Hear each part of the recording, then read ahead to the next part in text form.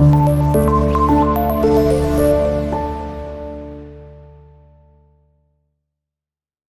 वालेकुम।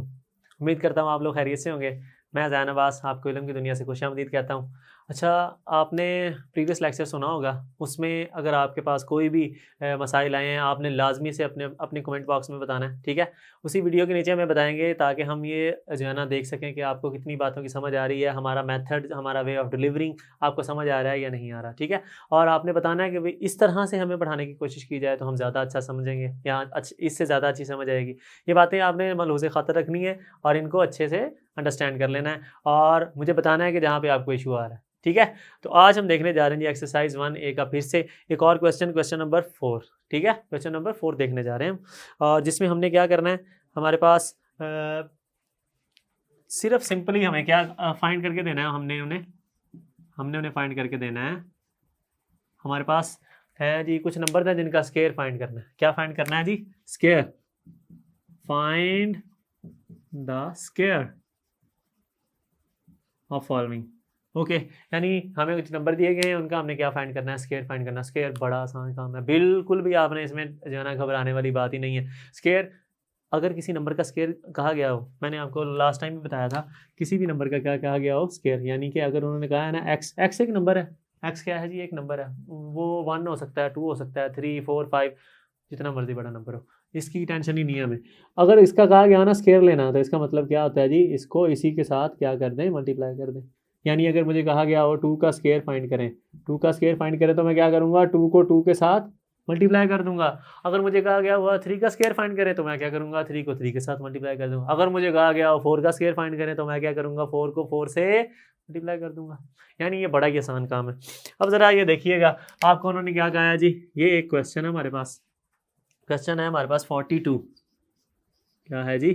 42। इसका square find करें। क्या फाइंड करें जी? स्क्वायर फाइंड करें। लें, ये भी फाइंड कर लेते हैं। अच्छा, इसका स्क्वायर क्या होगा? 42 स्क्वायर।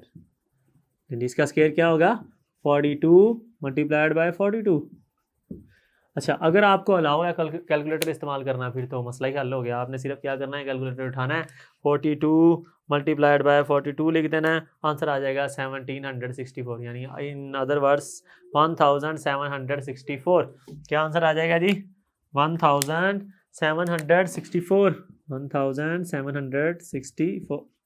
ये क्वेश्चन हल हो गया, सॉल्व हो गया क्वेश्चन, इतनी सी बात थी।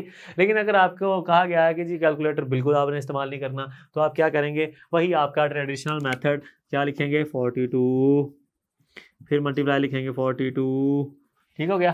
फिर इसके बाद आप मल्टीप्लाई करते हुए वही पुराना तरीका, 2 2 ज़ार 4, 4 2 ज़ार 8, मल्टीप्लाई 4 2 ज़ार 8, 4 2, हाँ हाँ 4 4 ज़ार 16, ओके, 4 8 8 ज़ार, सॉरी 8 + 8 16, 6 1 6 + 1 7 और ये 1। यानी ये आपका ट्रेडिशनल तरीकाकार है। इसी तरह से आपने पहले 12 दफ़ा मल्टीप्लाई किया होगा क्वेश्चंस को, लेकिन अगर आपको अलाउड है कि आप कैलकुलेटर इस्तेमाल कर सकते हैं, तो आप ऐसे करेंगे सवाल, इस तरह से चुटकी बजाएंगे और उसका स्क्वायर फाइंड कर देंगे, ठीक है। उसके बाद इसी तरह से ये आपको दिया हुआ था क्वेश्चन, एक ए पार्ट था, इसी तरह बी 51 दिया हुआ है, 51 को 51 से मल्टीप्लाई कर लेंगे, क्वेश्चन सॉल्व हो जाएगा आपका। 48 को 48 से मल्टीप्लाई कर लेंगे, क्वेश्चन सॉल्व हो जाएगा। 92 को 92 से मल्टीप्लाई कर लें, क्वेश्चन सॉल्व हो जाएगा। 86 को 86 से मल्टीप्लाई कर लें, आपका आंसर आ जाएगा। इसी तरह से मैं अब डायरेक्ट जो है ना ए के बाद क्या करने लगा हूँ? अच्छा, एक और कर लेते हैं, सी पार्ट कर लेते हैं हम इसका। अच्छा नहीं, वो भी 40 वाला है, तो हम ए के बाद हम कर लेते हैं डी पार्ट। कौन सा पार्ट? डी, जिसमें उसने हमें कहा जी 92 का स्क्वायर फाइंड करें, 92 का स्क्वायर फाइंड करें। ले, ये कोई मुश्किल काम है हमारे लिए तो बिल्कुल मुश्किल नहीं है। इल्म की दुनिया पे बच्चे जितने भी आएंगे सीखने, उनके लिए ये काम चुटकी बजा के करने वाला है। कैसे करना है आपने? 92 मल्टीप्लाइड बाय 92, और इसका आंसर क्या आएगा जी? 92 मल्टीप्लाइड बाय 92, आंसर इज 8464। 8464। खत्म, बस इतना ही था, इससे ज़्यादा नहीं था, ठीक है। अच्छा, डी हो गया। इसके बाद चले जाते हैं हम ई पार्ट कर लेते हैं, मैं डायरेक्ट जा रहा हूँ ई पार्ट के ऊपर। 75 है जी हमें दिया गया, इसका स्क्वायर फाइंड करेंगे। क्या करेंगे हम? 75 का स्क्वायर। जो कि किसके इक्वल होता है 75 मल्टीप्लाइड बाय 75। मैंने आपको कल बताया था बेटा जी, इसे कहते हैं इंडेक्स नोटेशन। क्या कहते हैं? Index notation. यानी कि किसी भी चीज़ के ऊपर जितनी पावर लिखी हो, ये जो पावर दी हुई है इसका मतलब होता है इंडेक्स दिया हुआ है। 75 का इंडेक्स कितना है? 2 है। कितना है इंडेक्स इसका? 2। और जितनी दफ़ा, यानी अगर 3 लिखा होता तो हम लिखते 75 multiplied by 75 multiplied by 75। 3 times 75 को मल्टीप्लाई करते। यहाँ पे 2 लिखा तो हम 2 टाइम्स 75 को 75 से ही मल्टीप्लाई कर रहे हैं। ओके, तो अब 75 का स्क्वायर अब क्या आता है अभी देख लेते हैं जी। 75 square is equal to 5625। 5625 solve हो गया। यस, बस इतना ही था क्वेश्चन नंबर 4। अब क्वेश्चन नंबर 5 जो है ना वो ज़रा सा टेक्निकल है। ज़रा सा क्या है ये बच्चों? ज़रा सा टेक्निकल है। इसको समझने के लिए ज़रा सा आपका दिमाग थोड़ा सा तेज़ चाहिए मुझे, थोड़ा सा, ज़्यादा नहीं, बस थोड़ा सा तेज़ करें। अभी आप कहेंगे ये भी आसान ही था दरअसल, लेकिन हम इसको फिर से देखेंगे एक दफ़ा, यानी इसकी स्टेटमेंट देखेंगे, उसके बाद देखेंगे कि इसमें हमें क्या करने को दिया गया है। क्वेश्चन नंबर 5 को समझने से पहले मैं आपको ज़रा लिख दूँ। क्वेश्चन नंबर 5 में वो कहता है एक नंबर है the sum of squares of 2 possible whole numbers. यानी कि 2 नंबर्स हैं जिनको हमने क्या किया है, जिनके सम को हमने क्या कर दिया है, जी हमने उनको, the sum of squares of 2 positive whole numbers is 794। Okay, यानी कि sum of squares of 2 positive number. अच्छा, एक दफ़ा मैं स्टेटमेंट लिख लूँ ताकि आप लोगों को ये स्टेटमेंट जो है ना क्या हो जाए, क्लियर हो जाए। The sum of squares of 2 positive whole numbers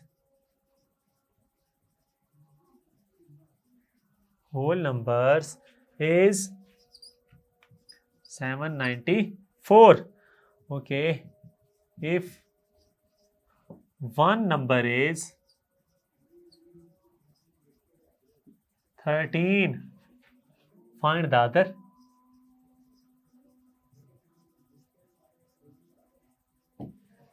okay, अभी देखते हैं जी क्या करना है। अच्छा, यहाँ पे हमें वो कह रहा है कि हमारे पास 2 नंबर्स हैं, ठीक है जी, 2 नंबर्स हैं जिनको हमने जब ऐड करके उनका स्क्वायर लिया ना तो हमारे पास आंसर आया 794। यानी कि sum of squares of 2 positive whole numbers. Sum of पहले आ रहा है, सम ऑफ किसका? स्क्वायर्स का सम है। कितने स्क्वायर्स का सम है जी? 2 स्क्वायर्स का सम है। यानी कि एक नंबर है, बिलफर्ज हम क्या लेते हैं, एक नंबर है ए और एक नंबर है जी हमारे पास बी। जब हमने ए का स्क्वायर लिया, क्या किया हमने? ए का स्क्वायर लिया और उसके बाद बी का स्क्वायर लिया और उन दोनों को ऐड किया तो हमारे पास आंसर आया 794।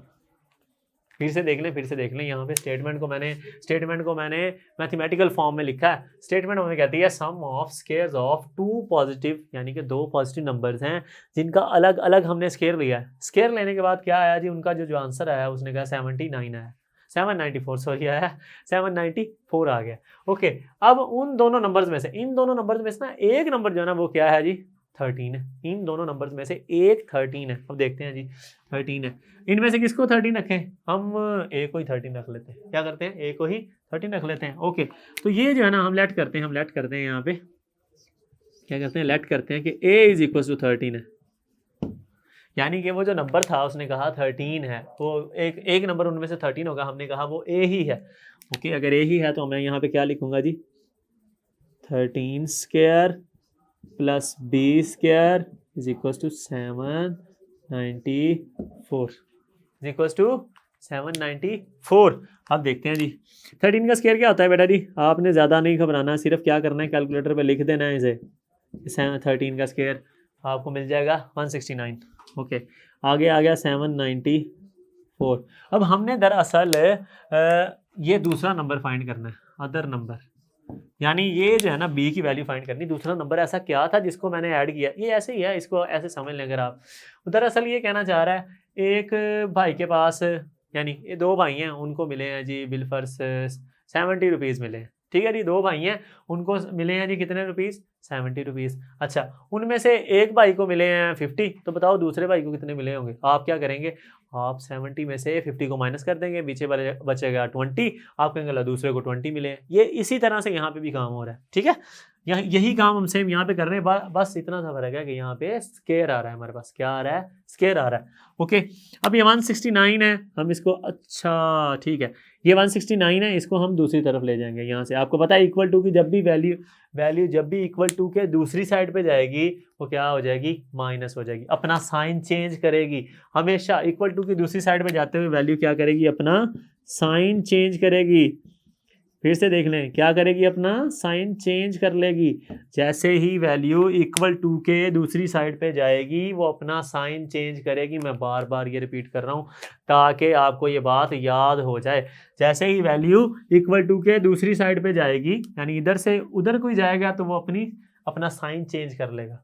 अगर यहाँ से वहाँ आएगा तो अपना साइन चेंज करेगा या अपना नेचर चेंज कर लेगा। दूसरे वर्ड में आप ये कह सकते हैं, यानी अगर कोई यहाँ मल्टीप्लाई हो रहा है तो उधर जाके डिवाइड हो जाएगा, यहाँ डिवाइड हो रहा है उधर जाके मल्टीप्लाई हो जाएगा, इस तरफ अगर प्लस हो रहा है उस तरफ जाके माइनस हो जाएगा, इधर माइनस हो रहा है उस तरफ जाके प्लस हो जाएगा। बात समझ आ रही है?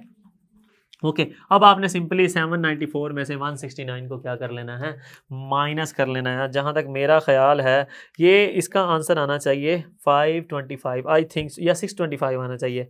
169 answer is 625। Very nice, very nice. अच्छा बच्चों, मैं अभी आपको बताऊंगा मैंने ऐसा क्यों कहा कि इसका आंसर 625 आना चाहिए, क्योंकि 625 परफेक्ट स्क्वायर होता है किसका, 25 का। अच्छा, अब आपने इसको ख़त्म करना है, इसको ख़त्म करने के लिए क्या करना पड़ेगा, स्क्वायर रूट लेना पड़ेगा। क्या लेना पड़ेगा, स्क्वायर रूट। क्या करना पड़ेगा, स्क्वायर रूट। मैंने आपको बताया कि जो भी चीज़ इधर होगी ना उसका उल्ट करना है हमने दूसरी तरफ, यानी कि अब इसकी पावर थी 2, तो यहाँ पे मुझे कुछ ऐसा नंबर चाहिए जिसकी पावर 2 हो। अच्छा, ये अगर मुश्किल बात लग रही है हम इसको ख़त्म करते हैं। कल हमने क्वेश्चंस में स्क्वायर रूट वाले क्वेश्चन किए नहीं किए, लास्ट टाइम हमने स्क्वायर रूट को बिल्कुल डिस्कस नहीं किया, लिहाजा मैं अभी आपको बता दूं बेटा जी, स्क्वायर रूट आपके लिए बहुत ज़रूरी है। इससे आगे आने वाले सवालों में भी और इससे आगे आने वाले जितने भी क्लासेस हैं उनमें भी स्क्वायर रूट क्या होता है दरअसल कि इसको कहा जाता है, इसको यानी कि किसी भी चीज़ की पावर को 1/2 पावर होना, किसी भी चीज़ की पावर 1/2 होना, उसको कहा जाता है स्क्वायर रूट। मैंने अभी बताया अगर कोई चीज़ यहाँ मल्टीप्लाई हो रही है तो इधर आके क्या हो जाएगी, वो डिवाइड हो जाएगी। अच्छा, इसकी अगर पावर यहाँ 2 है तो यहाँ आके 1/2 हो जाएगी। अगर इसकी पावर यहाँ 2 है तो यहाँ आके क्या हो जाएगी, 1/2। अच्छा, 1/2 मैं अभी लिख देता हूँ आपको। अगर किसी ने ना ऐसे लिखा हो एक्स की पावर, ये एक्स का अंडर रूट लिखा हुआ है, इसका मतलब होता है एक्स की पावर 1/2। एक्स के अंडर रूट का मतलब क्या होता है, एक्स की पावर 1/2। एक्स के अंडर रूट का मतलब क्या होता है, इसको अंडर रूट भी पढ़ा जाता है, इसको स्क्वायर रूट भी पढ़ा जाता है। आप सोच रहे होंगे अभी स्क्वायर रूट कह रहे थे फिर अंडर रूट, इसको दोनों तरह से पढ़ा जाता है। एक्स का under root is equal to X की पावर 1/2, एक्स की पावर 1/2, एक्स का इंडेक्स 1/2, एक्स का एक्सपोनेंट 1/2। ये हमने कल देखा है ये सारी चीज़ें, ठीक है। अब हम क्या करेंगे जी, इसको ख़त्म करना है, हमने इसको ख़त्म करना है। किसी भी चीज़ की पावर को 2, यानी कि अगर किसी चीज़ की पावर 2 है ना तो हम उसको ख़त्म करना चाहते हैं तो हम क्या करेंगे, स्क्वायर रूट लगा देंगे। अच्छा, मैं यहाँ पे समझा दूँ आपको ये बात, यानी ये मेरे पास y है, इसकी पावर 2 है, इसको ख़त्म करने के लिए मुझे क्या करना पड़ेगा, इस 2 को ख़त्म करने के लिए क्या करना पड़ेगा, 1/2 लाना पड़ेगा, यानी 2 का मल्टीप्लिकेटिव इनवर्स। अब ये आपने मेरे ख्याल में पढ़ा होगा अभी प्रीवियस क्लासेस में। मल्टीप्लिकेटिव इनवर्स क्या होता है, किसी भी चीज़ को उसके उल्ट से मल्टीप्लाई कर दें और आंसर 1 आ जाए, यानी किसी भी नंबर को किसी नंबर से मल्टीप्लाई करें और आंसर 1 आ जाए तो दोनों ही एक दूसरे के मल्टीप्लिकेटिव इनवर्स होते हैं। अगर ये बात नहीं समझ आ रही, बिल्कुल ज़रूरत नहीं है, भूल जाओ, ठीक है। यहाँ आपके सिलेबस में कहीं भी अभी फिलहाल इस्तेमाल होने वाली, फिलहाल इस्तेमाल नहीं होने वाली। नहीं आ रही समझ, हम इसी तरफ आ जाते हैं। एक्स की पावर 2, हम क्या करेंगे जी, इसको अगर हमने ख़त्म करना है तो हमें क्या करना पड़ेगा, 1/2 के साथ इसकी पावर 1/2 लेनी पड़ेगी। अच्छा, अब आपको पता है 2 और 2 कैंसिल हो जाएंगे, सिर्फ y बच जाएगा।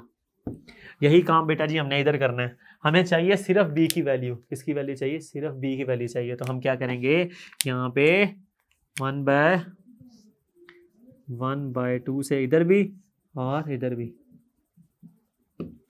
ये मेरा बच्चा याद रखिएगा एक बात कि ये जो है ना, ये वाली चीज़, ये इक्वल लिखा हुआ है। क्या लिखा हुआ है इन्होंने, इक्वल का मतलब क्या होता है, इक्वल का मतलब होता है किसी भी किसी भी, यानी कि अगर अम्मी और अब्बू इक्वल है ना, तो अम्मी के पास जितने पैसे हैं उतने पैसे अब्बू के पास हैं, ठीक है। अगर बहन भाई इक्वल हैं तो जितने पैसे बहन के पास हैं उतने भाई के पास हैं। इक्वल टू का मतलब यही है। ये नहीं मैं कर सकता कि मैं इसको तो ख़त्म कर दूं और इधर कुछ करूँ ही ना।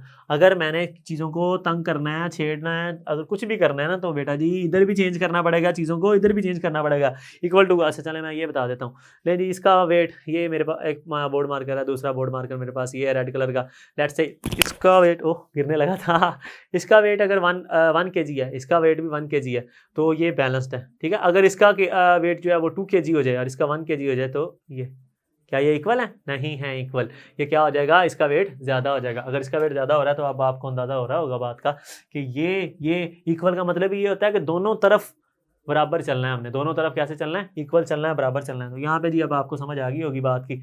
अब हम क्या करेंगे? सिंपली अभी मैंने देखा इसको और इसको क्या कर देंगे, उड़ा देंगे, तो सिर्फ हमारे पास बी वैल्यू आ जाएगी।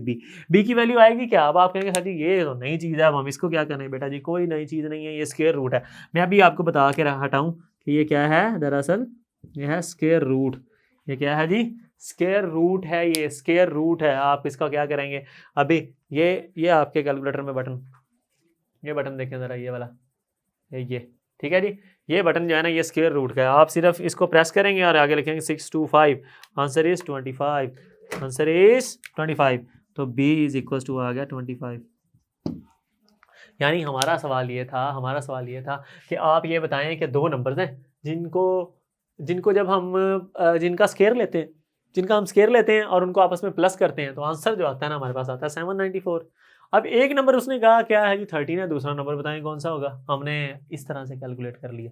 उम्मीद करता हूँ ये आपको अच्छे से समझ आ गया होगा, ठीक है। और इसी तरह का क्वेश्चन नंबर 6 है आपके पास। क्वेश्चन नंबर 6 भी सेम इसी तरह का है, इसी तर्ज का है, इसी तरह का है, ठीक है। तो उसको भी हम देख लेते हैं क्वेश्चन नंबर 6 को। मैं इसलिए कह रहा हूँ कि ये एक ही तरह के जो क्वेश्चन है ना, ये आपको इजीली सॉल्व हो जाए आपसे। अब कहता है find the difference of the square of 65 and the square of 45। यानी कि क्या करना है आपने? Find the difference of 65 and 45। ठीक हो गया जी। यही है दरअसल, find the difference of 65 and 45 नहीं, इनके स्क्वायर का। Find the difference of squares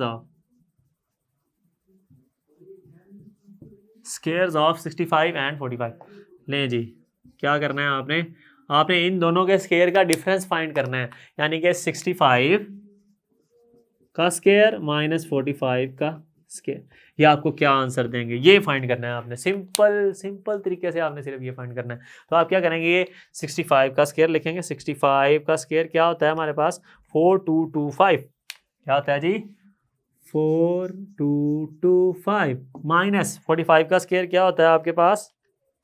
ये होता है 2025। अब आपने क्या करना है? सिंपली इसको इसमें से माइनस कर देना। 4225 माइनस 2025, आंसर इज 2200। ठीक हो गया? ये आपका रिक्वायर्ड आंसर। ठीक है जी, आपका रिक्वायर्ड आंसर। सवाल सॉल्व हो गया।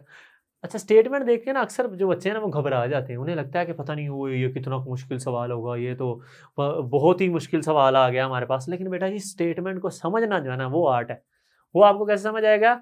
इल्म की दुनिया वाले समझाएंगे, हम आपको समझाएंगे। हम बैठे हैं आपके लिए यहाँ पे समझाने आपको, ठीक है। तो आपने बेटा जी बिल्कुल भी जो है ना घबराना नहीं है। मैं बार बार इस बात को रिपीट करता हूँ, मैथमेटिक्स से अक्सर जो बच्चे हैं ना वो घबराए होते हैं। अब आपका काम क्या है? आपने इस वीडियो को अपने दोस्तों के साथ शेयर करना है। जिनको मैथमेटिक्स बहुत मुश्किल लगती है उनके साथ शेयर करना है, ताकि उनको ये चीज़ें समझ आ सकें। और आपने हमें बताना है कि अगर आपको ये बात समझ नहीं आ रही तो हम कौन सा तरीका अपनाएं कि आपको ये बात समझ आ सके। आपने हमें लाजमी तौर पर गाइड करना है। अपनी राय का इजहार अपने कमेंट बॉक्स में लाजमी करें, हमें अप्रिशिएट भी करें अगर आपको समझ आ रही है। अगर नहीं आ रही हमें बताएं कि हम आपकी किस तरह से हेल्प कर सकते हैं। लाजमी आपने इन चीज़ों पे अमल करना है। उम्मीद करता हूँ आपको जो है ना वीडियो पसंद आई होगी। वीडियो पसंद आई है तो हमारी वीडियो को लाइक करें, हमारे चैनल को सब्सक्राइब करें और बेल आइकन को प्रेस कर दें, ताकि इससे आगे आने वाले लेक्चर्स की नोटिफिकेशन जो है ना वो आपको मिल सके। अपना ख्याल रखें, सबसे ज़रूरी बात अपना ख्याल रखें और दुआ में याद रखें। Thank you very much.